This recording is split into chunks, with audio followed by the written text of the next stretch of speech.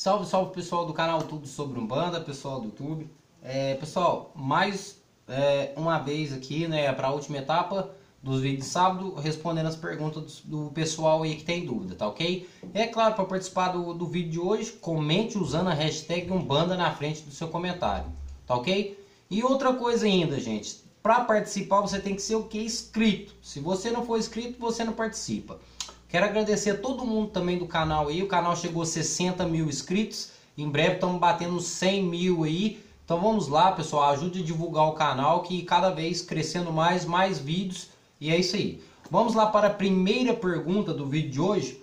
Primeira pergunta, quem faz é o Louco Crash, né? Loucos Crash. Ele pergunta: para me concentrar, eu aprendi a pensar na entidade ou coisas ligadas a ela. Exemplo, caboclo eu penso uma mata ou em um índio, etc. Né? Coisas relacionadas.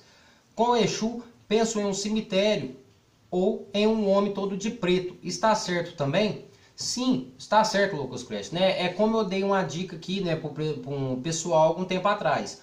O ideal, você vai começar a incorporar, principalmente para quem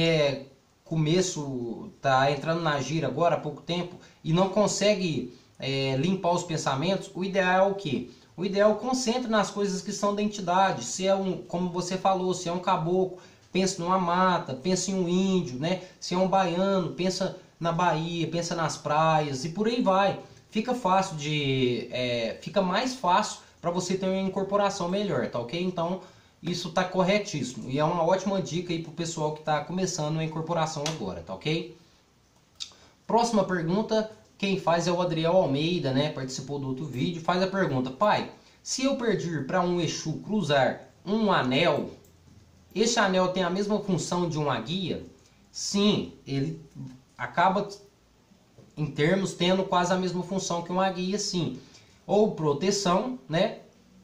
Ou qualquer outra coisa do tipo. A maioria das vezes proteção. Lembrando que anéis, né, pulseiras, coisas de ferro e aço não pode ser usadas durante a gira, pois são coisas de metais e vocês sabem que metal atrai energias negativas. Mas quando você fala isso, mas algum usa, algumas pombogiras usam brinco de metal, anéis, elas usam, não você, entendeu? Então tem essa questão também. Mas sim, é a mesma função, acaba sim tendo a mesma função. É claro que você, na hora de entregar esse anel à entidade para cruzar ou para o Pai de Santo cruzar, você tem que saber, né, e falar para a entidade qual é o propósito daquele cruzamento, daquele material, tá ok? Próxima pergunta é do Felipe Azevedo. Ele pergunta: pai, quando um guia levanta um falso contra alguém, o que pode ser? Que o cavalo dele esteja fingindo e queira prejudicar essa pessoa? Axé e obrigado. O Felipe Azevedo, essa questão é um pouco, eu falo que é até particular. Eu mesmo nunca vi isto, mas creio eu que se for um médio sério, né, o médio responsável, aquele médio sério, creio eu que não seja fingimento, né? Creio eu que seja ou a pessoa está fazendo realmente alguma coisa de errado, ou então seja somente para alertar aquela pessoa, né? Se for um médio sério. Agora, se for aquele médio que não é tão sério assim, pode ser sim que esse médio esteja fingindo, tá ok? Esteja querendo prejudicar aquela pessoa diretamente, tá certo? Próxima pergunta é da Carol Marinho. Ela coloca: pai, põe seu CEP, endereço na descrição do vídeo. Alguém quando vê pode enviar. Que eu falei, né, que eu preciso de materiais para estar fazendo o vídeo aqui, pessoal. Preciso de materiais. Uma quartinha, uma guidar, né, para estar fazendo vídeo para vocês. E eu pedi, né, se tivesse algum patrocinador para ajudar, tá patrocinando o canal em questão de materiais somente para ser exibido aqui nos vídeos. Então ela pediu para me colocar o CEP aqui. Eu acho um pouco desnecessário, né? Mas eu vou deixar embaixo o contato, né, se alguém quiser, né, ter interesse, tá aí o contato, tá ok? Próxima pergunta, né, é do Alan Barbosa. Ele pergunta: meti uma dúvida, sou novo na Umbanda, tenho as minhas primeiras incorporações. Não entendo porque meu caboclo não fala nada e o Zé Pilintra, que trabalho, na primeira vez ele falou pouco, mas falou. O caboclo nunca fala, já veio 3 vezes. Alan Barbosa. Alan Barbosa, deixa eu te explicar. É muito comum, das entidades, quando vêm, principalmente as primeiras incorporações, elas não falarem, certo? Agora vamos dar um exemplo aqui que você falou, mas o Zé Pilintra, ele veio, ele falou de primeira vez, falou pouco, mas falou.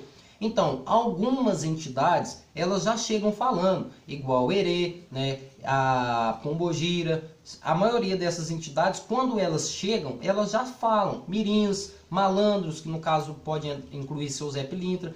Já algumas entidades demoram mais para soltar a fala, que no caso são caboclos, são pretos velhos, né? Essas entidades, elas demoram um pouco mais para falar. Por quê? Porque a energia delas é uma energia, como são, vamos dizer assim, entidades ancestrais, são espíritos totalmente ancestrais, então uma energia totalmente diferente da nossa, né? É muito incompatível. Então elas demoram um pouco mais a se acostumar com as cordas vocais do médium. Então isso demora mesmo, é comum, tá certo? Próxima pergunta é do Wesley Constantino. Ele pergunta: pai, as entidades que descem vêm na forma das entidades orixás ou na forma carnal da vida anterior, pelas falanges que são vários espíritos diferentes? Então, essas entidades, as entidades em si, né, elas assumem a forma que elas tinham em sua reencarnação passada, tá ok? Vamos dar um exemplo aqui, o Exu Capa Preta, ele teve a vida dele, né, ele teve várias vidas passadas, mas a última vida dele, ele foi um médico, um homem negro. Então ele vai vir como médico e homem negro, de cabelos claros, castanhos, não importa. Ele vai vir, vai tomar, né, o aspecto da sua última reencarnação. Mas ele pode também tomar, como se diz, feição, tomar, é isso mesmo, feição de outras reencarnações deles. E não propriamente tomar forma dos orixás, tá ok? Isso não inclui as entidades, tá certo? Próxima pergunta é do Victor de Oxóssi. Ele pergunta: existe voodoo na Umbanda? Então, algumas casas de Umbanda praticam o voodoo, mas o voodoo em si não tem na Umbanda, tá ok?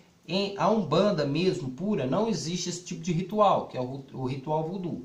Então não tem, tá ok? Mas algumas casas praticam. Depende muito da doutrina. Próxima pergunta é a Bruna G. Alves. Ela pergunta: o que as ciganas, boiadeiros e marinheiros têm a ver com a Umbanda? Por que eles estão ligados? Essa pergunta é fácil de responder, mas muita gente tem dúvida.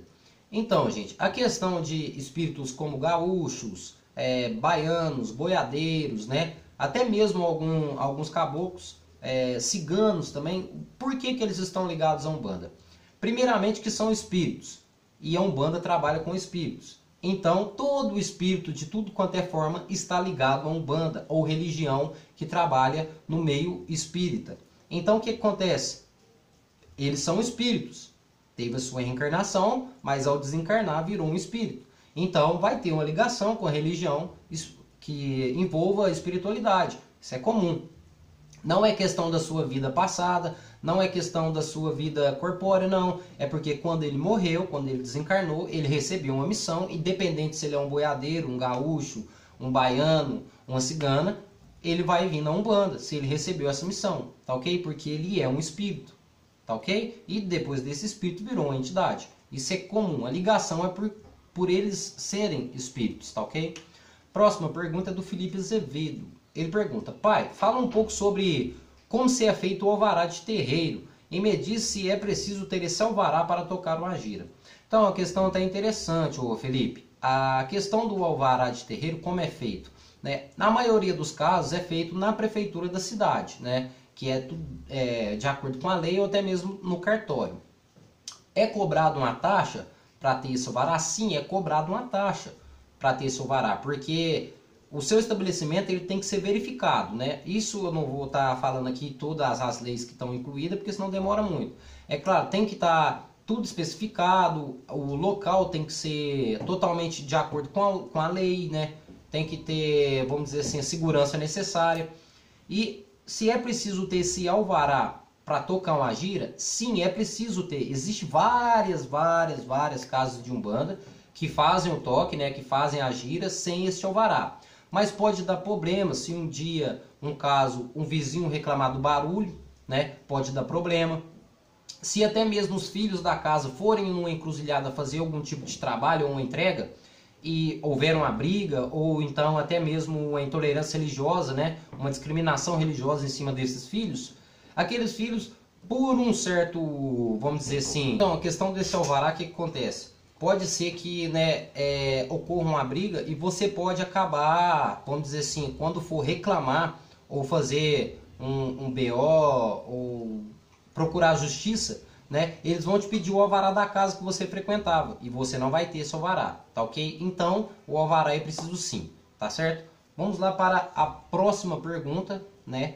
Quem faz é a novinha, eu sei lá quem é o nome dessa mulher aí. Ela pergunta: o que é umbral? No caso ela escreveu umbral, mas na verdade o que é umbral?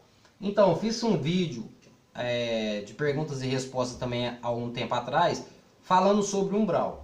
Para quem não sabe o que é umbral, é o que a maioria dos espíritos vão. Propriamente dizendo, gente, umbral é como se fosse o purgatório da Igreja Católica, tá ok? É onde que os espíritos passam, né, para pagar os seus pecados. Vamos dar esse exemplo. Mas na Umbanda eles passam pelo umbral para fazer a recuperação da alma, do espírito, tá ok? Para se recuperar dessa vida que passou. Porque às vezes, vamos dizer assim, que essa vida, o espírito pode acontecer dele estar atordoado. Então ele passa por umbral, tá certo? Agora, próxima pergunta e última pergunta, quem faz é a Elaine. Ela pergunta: Axé, pai, é verdade que tem trabalhos que só pode ser desmanchado depois de 49 anos? Vi isso num relato. A moça diz que de 7 em 7 anos ela vai ao cemitério desmanchar. Ô, Elaine, creio eu que é claro que se isso aconteceu foi um trabalho totalmente específico, né? Onde que para ser desmanchado aquele trabalho teve que ocorrer 49 anos para desmanchar. Mas isso não tem necessidade não. Dependente de quando foi feito o trabalho, você pode estar desmanchando a qualquer hora, tá certo? Mas ocorre, tem um porém. Se foi feito um trabalho para o mal, né, você vai ter um prazo de 7 anos para estar desmanchando aquele trabalho. Depois de 7 anos, vai ficar um pouco difícil de você estar desmanchando. Vamos dar exemplo aqui numa amarração. Você fez a amarração para uma pessoa. Você tem 7 anos para desmanchar aquela amarração. Depois de 7 anos, é muito complicado. Porque durante 7 anos vai estar agindo, né, sobre o feitiço da amarração, sobre a magia da amarração. Vamos dar um exemplo, ainda vai estar agindo aquele feitiço. Depois de 7 anos, já não tem mais feitiço. Virou uma coisa natural. Então por isso que é complicado depois de 7 anos, tá certo? Então é isso, pessoal. Espero que vocês tenham gostado, né? Quero mandar um abraço para todo mundo aí que participou do vídeo de hoje. E se você quiser participar também, basta colocar a hashtag Umbanda na frente do seu comentário, da sua dúvida e se inscrever no canal. Também quero mandar um abraço especial aí pro Garça, né, parceiro aí, tá sempre acompanhando o canal. Um axé, Garça, que Oxalá te abençoe. Então é isso aí, pessoal. Deixa o like de vocês, até o próximo vídeo e axé a todos.